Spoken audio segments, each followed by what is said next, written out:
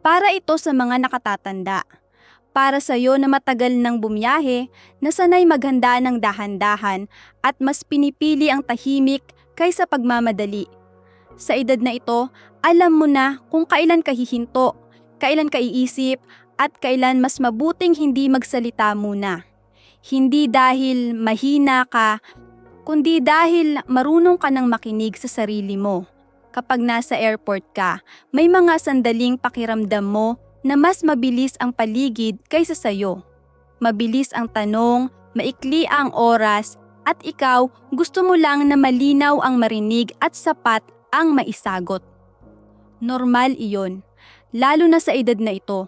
Sa video na ito, pag-uusapan natin ang 15 tanong sa immigration at customs na madalas nagiging mahirap para sa mga nakatatanda. Hindi dahil komplikado, kundi dahil pagod na ang katawan at mas mahalaga na ngayon ang katahimikan at linaw. Hindi ito para takutin ka. Ito ay paalala para mas panatag ang loob mo habang dumadaan ka sa proseso.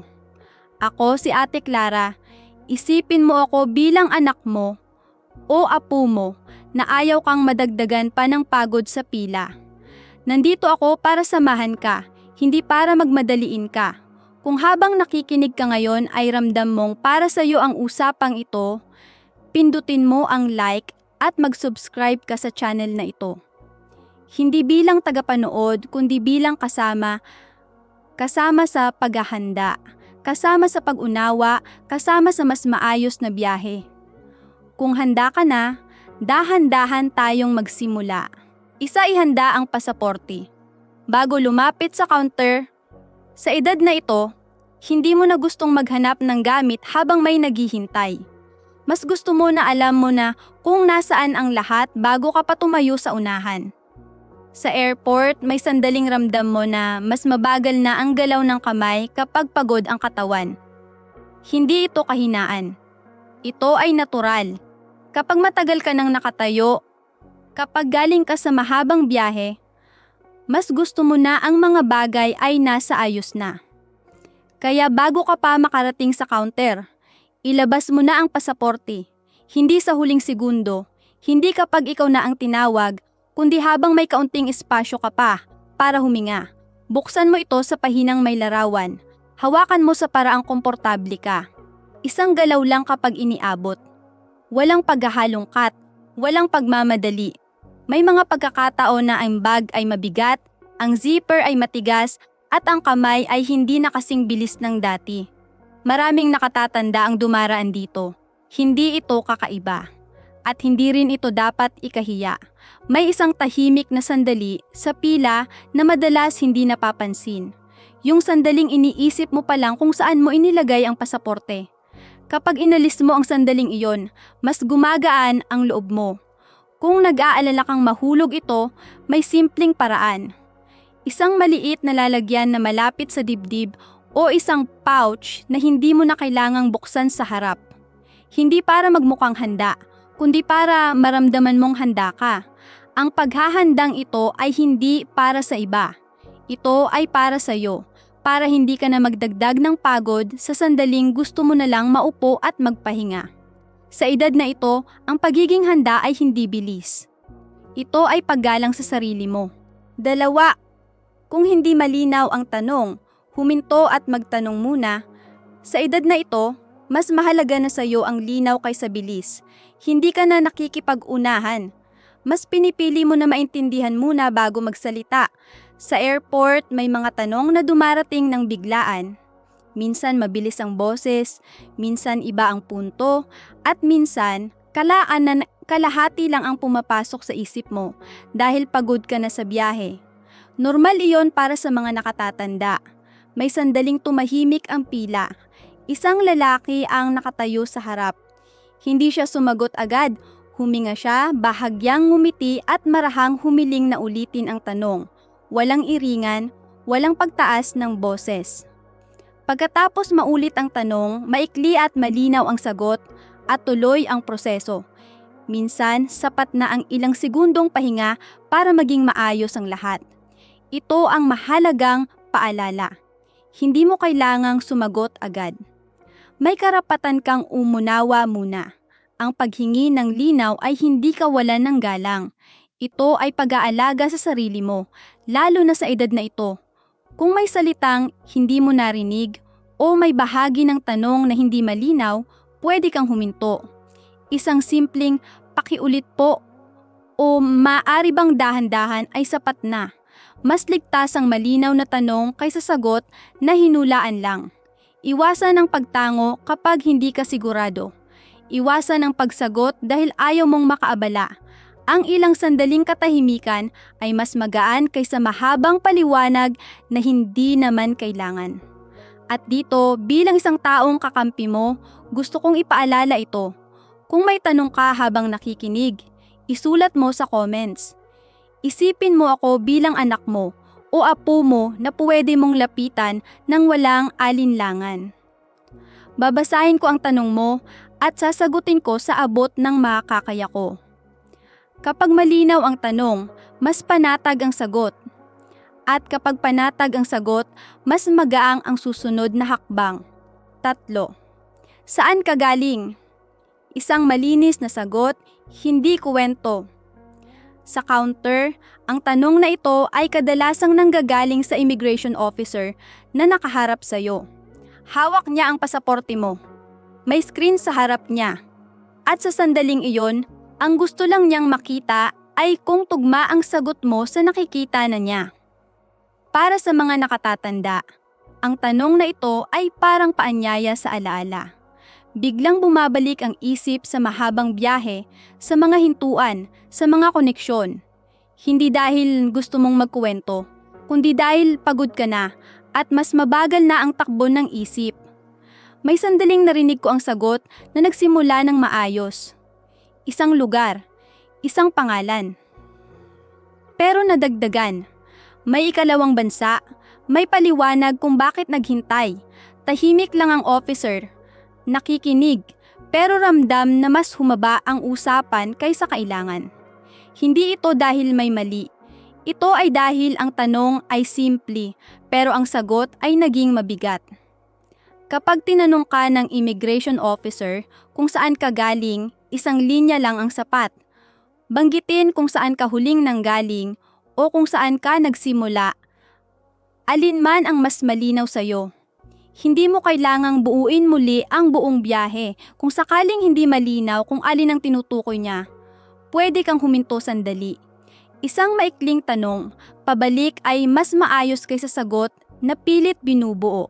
Minsan, nakikita na niya ang ruta sa screen. Ang hinahanap niya ay kumpirmasyon, hindi kuwento. Kapag malinaw ang sagot, madalas ay tutuloy na agad sa susunod na tanong. Para sa mga nakatatanda, mas mahalaga ngayon ang katahimikan kaysa detalye. Mas mahalaga ang linaw kaysa haba ng paliwanag.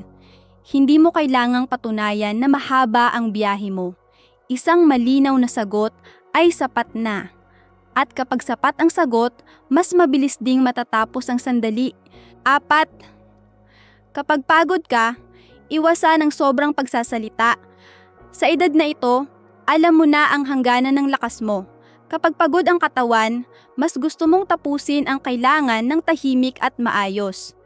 Hindi ka na naghahanap ng usapan. Linaw lang. Sa harap ng counter, madalas ang tanong ay galing sa immigration officer.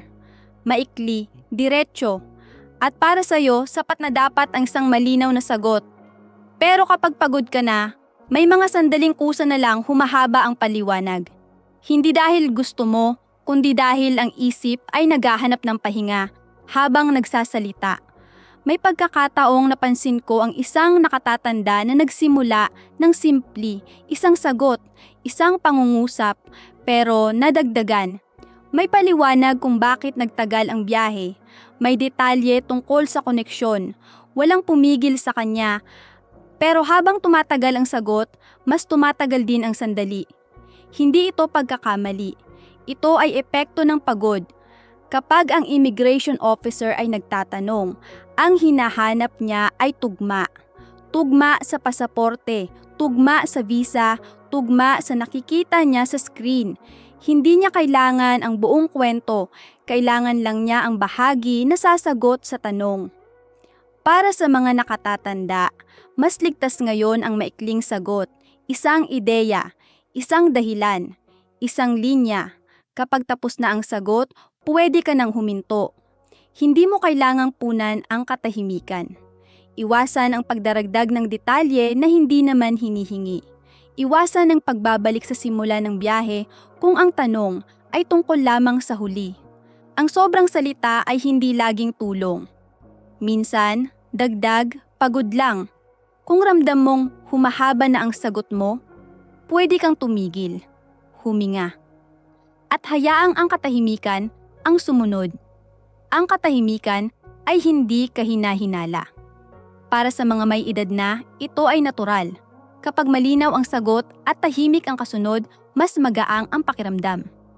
At kapag magaang ang pakiramdam, mas maayos ang susunod na hakbang. 5. Gaano ka katagal mananatili? Numero at simpleng dahilan. May mga tanong na parang numero lang, isang sagot, isang bilang. Pero sa sandaling iyon, ang numero ay may bigat kapag pagod ka na. Sa counter, kapag tinanong kung gaano ka katagal mananatili, ang hinahanap ay malinaw na plano. Hindi detalyadong kwento, hindi rin pagbabago-bago, isang sagot na kayang tapusin ang tanong. Para sa mga nakatatanda, madalas dito nagkakaroon ng alinlangan. Hindi dahil wala kang plano, kundi dahil sanay ka sa pag-aangkop. Kung pamilya ang bibisitahin, iniisip mo kung kakailanganin ka pa. Kung bakasyon, iniisip mo kung paano kung magbago ang pakiramdam mo. Lahat ng ito ay normal. May sandaling napansin ko ang isang tahimik na lola na ngumiti muna bago sumagot. Hindi agad nagsalita, parang binuo muna sa isip ang sasabihin. Pagkatapos nagbanggit siya ng petsa at dahilan. Maikli, walang dagdag. At doon natapos ang tanong. Iyon ang mahalagang punto. Kapag tinanong ka kung gaano ka katagal, sabihin mo ang numero at isang simpleng dahilan. 2 linggo para bumisita sa pamilya, 10 araw para magbakasyon. Hindi mo kailangang idagdag ang tingnan pa natin. Hindi mo kailangang ipaliwanag ang lahat ng maaaring mangyari. Kung higit sa isang lugar ang bibisitahin, banggitin ang kabuuang bilang. Kung kailangan, isang maikling paghahati. Pero huwag nang lumayo pa. Ang linaw ay mas mahalaga kaysa pagiging eksakto sa kwento. Kung minsan, nakakatulong na may nakasulat na petsa na pwede mong silipin. Hindi ito pandaraya. Ito ay paalala para sa sarili, lalo na kapag ang isip ay mabagal na dahil sa biyahe. Para sa mga nakatatanda, ang sagot na may hangganan ay nagbibigay ng ginhawa. Hindi lang sa kausap mo, kundi sa sarili mo rin. Kapag malinaw ang petsa, mas tahimik ang usapan. At kapag tahimik ang usapan, mas magaang ang pagdaan. 6. Layunin ng biyahe. Pumili ng isang malinaw na sagot. May mga tanong na simple sa tunog, pero mabigat kapag oras na para sumagot. Kapag tinanong ka kung ano ang layunin ng biyahe, maraming bagay ang sabay-sabay na pumapasok sa isip mo. Pamilya, pahinga, kaunting pag-aalaga, kaunting lakad-lakad. Lahat ay totoo, pero hindi lahat ay kailangang sabihin. Para sa mga nakatatanda, natural ang pagsagot ng buo. Sanay kang magpaliwanag, sanay kang magbigay ng konteksto. Pero sa sandaling ito, ang hinahanap ay hindi ang buong larawan, kundi isang malinaw na pamagat. May sandaling nakatayo ang isang lolo sa harap, nakikinig muna bago sumagot. Parang pinag-iisa niya ang lahat ng dahilan sa isip. Pagkatapos, pinili niya ang isa, isang maikling sagot. At doon huminto. Hindi niya itinanggi ang iba, hindi rin niya ipinaliwanag pa, at naging sapat iyon. Kapag tinanong ka tungkol sa layunin, pumili ka ng isang sagot na pinakaangkop. Pagbisita sa pamilya, bakasyon, isang planadong gawain. Hindi kailangang pagsamahin ang lahat. Ang pagsasabi ng marami ay minsang nagiging kalituhan, kahit malinaw naman ang intensyon mo. May mga salitang mabuting iwasan kapag hindi kailangan. Ang ilang salita ay may ibang bigat kapag narinig sa ganitong lugar. Mas ligtas ang payak na paliwanag. Mas maayos ang diretsyong sagot. Kung may ibang gagawin bukod sa pangunahing layunin, hindi ito kailangang unahin sa sagot. Ang mahalaga ay tugma ang sinasabi mo sa papel na dala mo at sa planong nasa isip mo. Para sa mga nakatatanda, ang pagpili ng isang malinaw na sagot ay hindi pagtatago. Ito ay pag-aayos. At kapag maayos ang sagot, mas tahimik ang usapan. At mas magaang ang pakiramdam. 7. Mag-isa ka bang bumiyahe? Isang tanong na pinag-iisipan. May mga tanong na hindi ka agad sinasagot. Hindi dahil mahirap, kundi dahil sandaling humihinto ang isip mo. Kapag tinanong kung mag-isa ka bang bumiyahe, minsan ang sagot ay oo, minsan hindi. At minsan, parang may kasunod na paliwanag na kusa ng gustong lumabas. Para sa mga nakatatanda, ang salitang mag-isa ay may bigat. Hindi ito basta tungkol sa upuan sa eroplano, ito ay tungkol sa pagdating, kung may sasalubong, kung may maghihintay, kung may tatawagan kapag nakalabas ka na. May sandaling nakita kong isang babae ang tumigil bago sumagot. Hindi siya nagmamadali.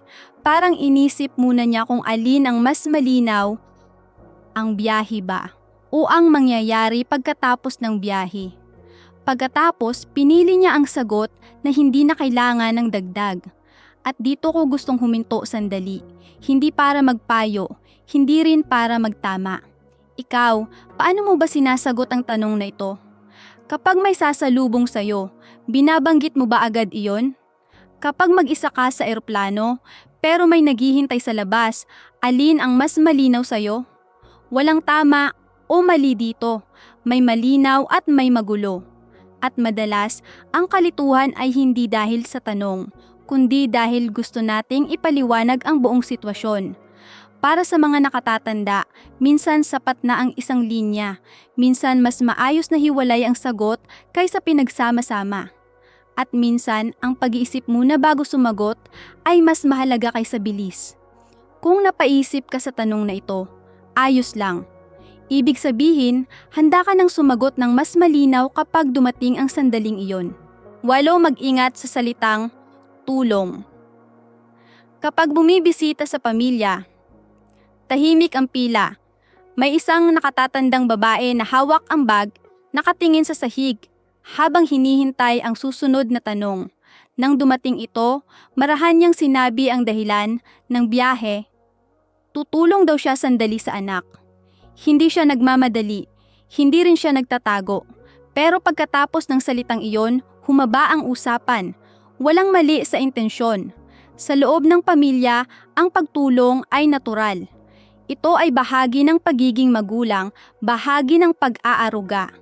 Para sa maraming nakatatanda, hindi ito trabaho. Ito ay kusang loob.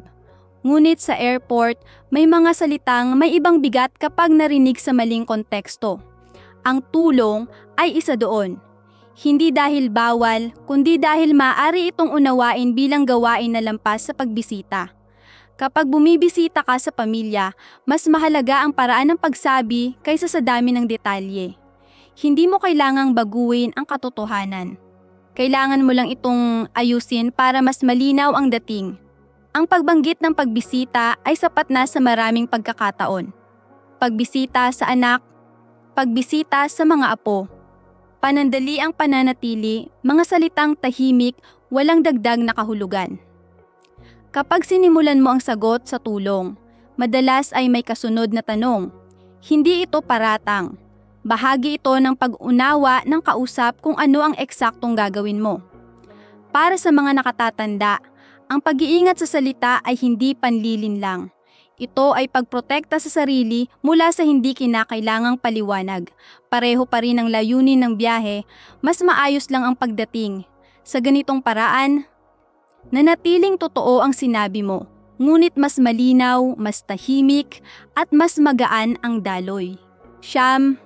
Kung may pamilya, dito banggitin ang tao, lugar at uwi. Minsan, ang tanong ay maikli pero ang ibig sabihin ay mas malawak.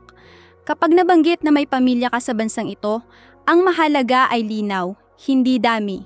Para sa mga nakatatanda, normal ang may anak o kapatid na nakatira sa ibang lugar. Hindi ito lihim, hindi rin ito problema.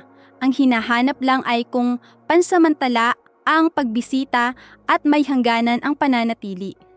Sa ganitong sandali, mas maayos ang sagot kapag may tatlong bahagi. Tao, lugar at uwi. Isang pangalan, isang lungsod, isang petsa ng pagbalik. Hindi kailangan ng paliwanag sa buong pamilya. May pagkakataong tumahimik ang pila habang may isang lolo na nagsalita. Binanggit niya kung sino ang bibisitahin, kung saan siya mananatili at kung kailan siya babalik. Walang dagdag, walang kwento. Pagkatapos noon, nagpatuloy agad ang proseso. Minsan, sapat na ang pagiging tuwid ng sagot. Kung sasabihin mo lang na may pamilya ka rito nang walang kasunod, madalas ay may hihilingin pang linaw. Hindi dahil may duda, kundi dahil kulang ang larawan. Kapag kumpleto ang tatlong bahagi, mas buo ang pagkaunawa. Para sa mga nakatatanda, ang pagbanggit ng petsa ng uwi ay nagbibigay ng kapanatagan. Hindi lang sa kausap, kundi sa sarili mo rin. Ipinapaalala nito na ang biyahe ay may simula at may malinaw na wakas. Sa huli, hindi mo itinatago ang katotohanan. Inaayos mo lamang ang paraan ng pagsabi para mas madali itong maintindihan. 10. Nakapunta ka na ba dito? Huwag manghula ng taon. May mga tanong na biglang nagpapabalik ng alaala. Kapag tinanong kung nakapunta ka na ba sa bansang ito, madalas ay sumusunod ang katahimikan.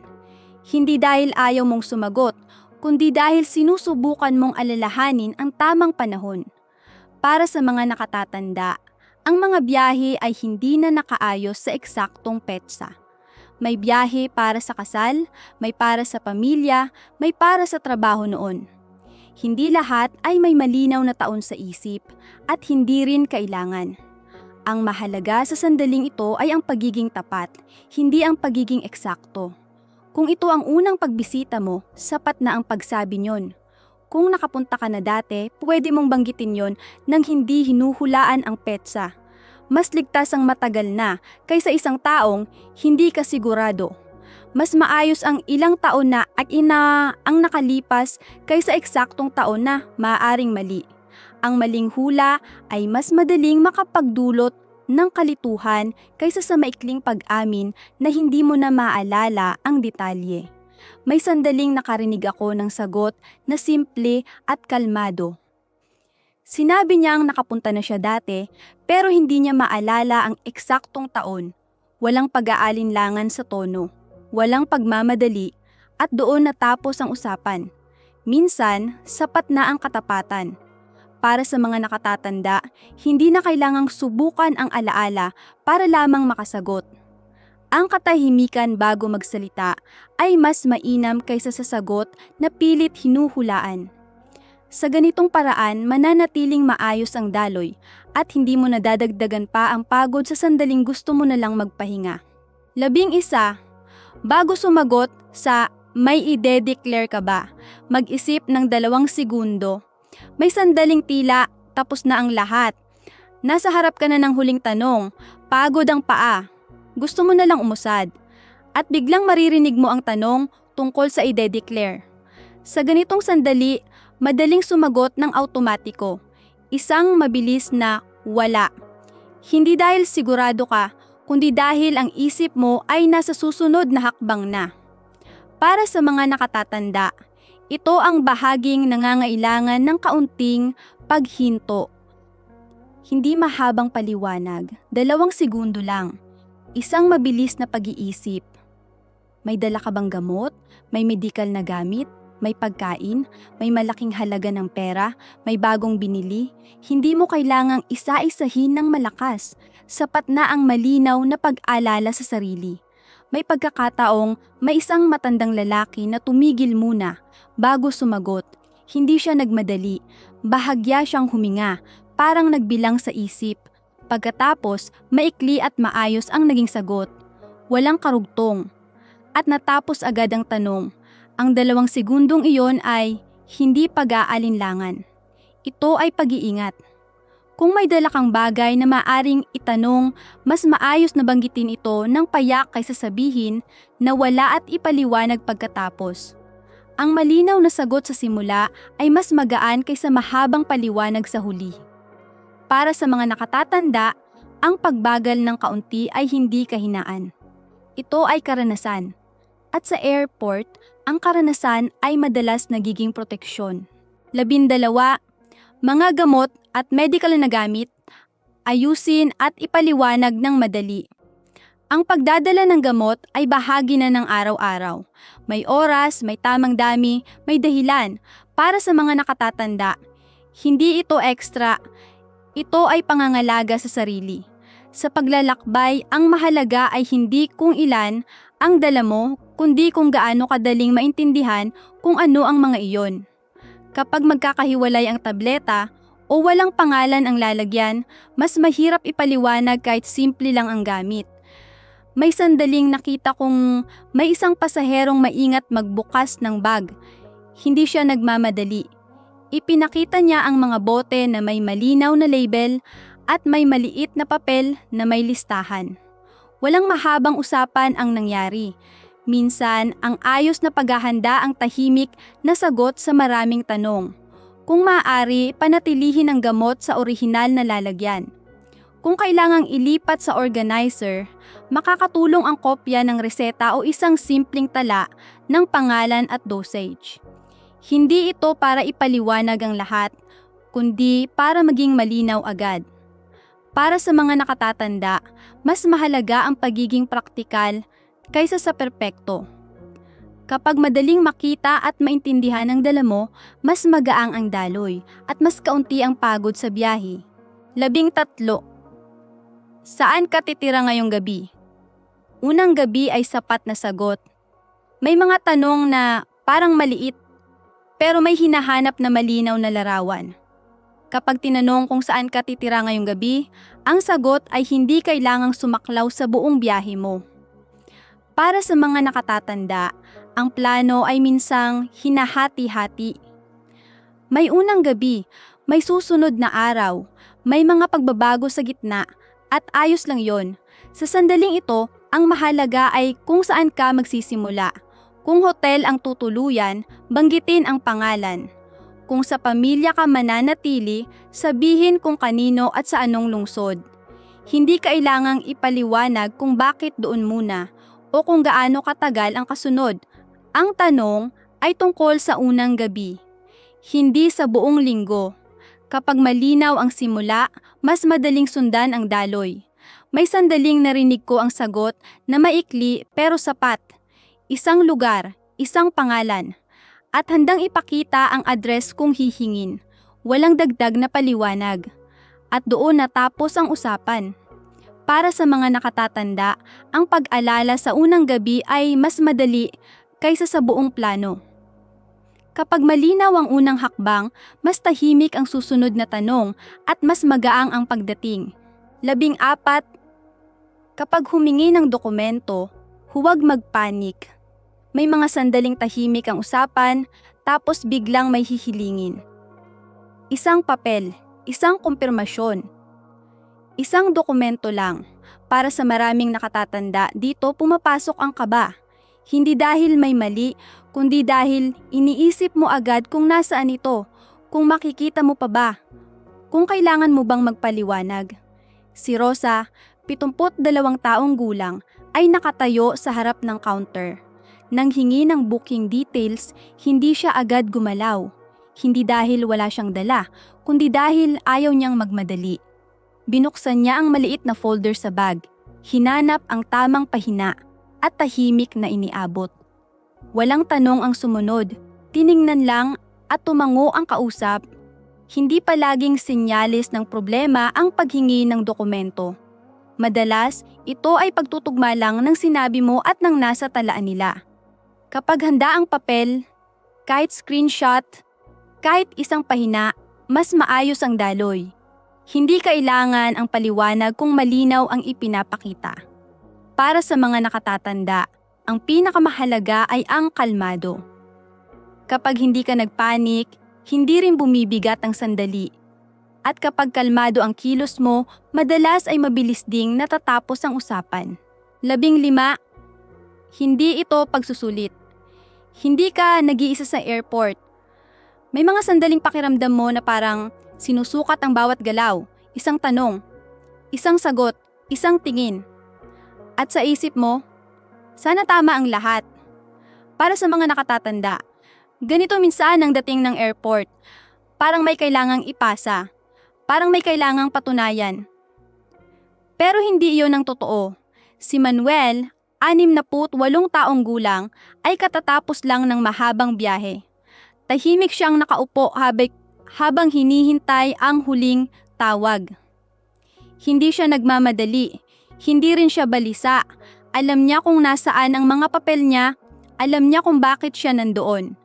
At higit sa lahat, alam niyang hindi siya nag-iisa. Nang matapos ang proseso, wala siyang ginawang espesyal. Sumagot lang siya ng malinaw. Huminto kapag kailangan. At nagpatuloy kapag tapos na ang tanong. Walang eksena, walang drama, isang maayos na pagdaan. Ang airport ay hindi pagsusulit. Walang puntos, walang talo.